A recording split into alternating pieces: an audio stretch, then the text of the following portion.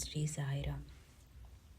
శ్రీ రమణాశ్రమ లేఖలు సూర్యనాగమ్మ గారికి మనస్ఫూర్తిగా పాదపద్మాలకు మనస్ఫూర్తిగా నమస్కరించుకుంటూ మన ఈరోజు లేఖలోకి వెళ్దాం. 36వ లేఖ. కౌపీనవంతః ఖలు భాగ్యవంతః. తేదీ 5/2/46. భగవాన్ ఈ మధ్య అచ్చయ్య వచ్చిన రమణలీల అప్పుడప్పుడు చూస్తున్నారు కదా. ఆ సందర్భంలో తుండుగొడ్డ కథ రాశారా అని రంగస్వామి అడిగాడు నిన్న. ఆ కథ పుస్తకంలో లేనందున భగవాన్ ఇలా చెప్పారు. నేను పచ్చయ్యమ్మన్ కోవెలలో ఉండగా సుమారు 40 ఏళ్ళు కావచ్చు. 1906లో ననుకుంటా ఎవరో తెచ్చి ఇచ్చిన మలయాళపు తుండు ఒకటే నా వద్ద ఉండేది. అసలే దాని నేత అంతంత మాత్రం కదా. 2 నెలలయ్యేసరికి లెక్కలేనన్ని చిల్లులతో తయారయ్యింది. పళనిస్వామి ఊళ్ళో లేడు. వంట మొదలైన పనులన్నీ మనమే చూసుకోవలసి వచ్చింది. ఆ చెయ్యి తొడవటం వల్ల రంగు కూడా ఎలా ఉండాలో అలా ఉంది. కప్పుకుంటే పస బయటపడుతుందని ఉండగా చుట్టి దగ్గర పెట్టుకునేవాణ్ణి. అది ఎలా ఉంటే మనకేం, పని గడిస్తే సరిపోయే. స్నానం చేసినప్పుడు అలాగే తుడుచుకొని చాటుగా ఆరవేసుకొని 2వ కంటికి తెలియకుండా కాపాడుకుంటూ వచ్చాను.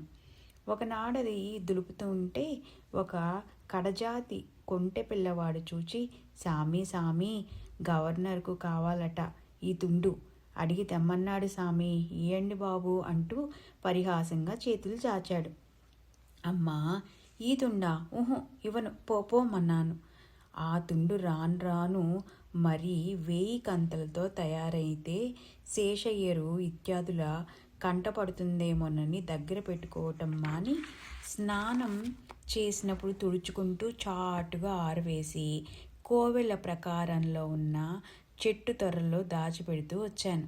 ఒకనాడు నేనెక్కడికో వెళ్ళినప్పుడు శేషయ్యరు వాళ్ళు ఏదో వెతుకుతూ ఆ తొర్రలో చేయి పెట్టేసరికి తుండి దొరికింది.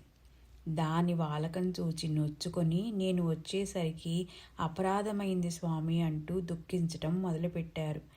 ఏమయ్యా కథ అంటే, అయ్యో 1000 కంతలతో ఉన్న ఆ తుండుతోనా స్వామి తడి ఆర్చుకోవటం? మా భక్తి బండలుగాను ఇంత మాత్రం కనుక్కోలేకపోతేమే అని నొచ్చుకొని బొత్తులుగా కొత్తవి తెచ్చిపెట్టారు.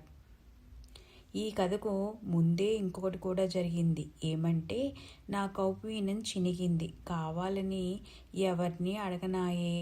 గుట్టు బయటపడకూడదు. కుట్టుకుందామంటే సూదేది, దారమేది?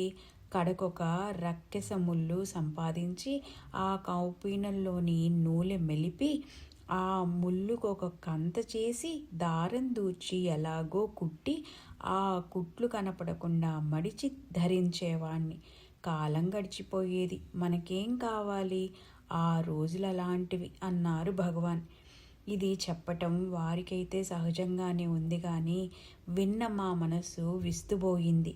ఈ సంగతులు లోగడ భగవాన్ చెప్పగా విని మురుగనార్ పాట రాశారట. ముళ్ళు చేత కుట్టబడిన కౌపీనమును ధరించినట్టిని సహస్రాక్షుడు చేతి తుండుగా వచ్చి సేవించినట్టిని ఓ వెంకటరమణ అని ఆ పాట భావం.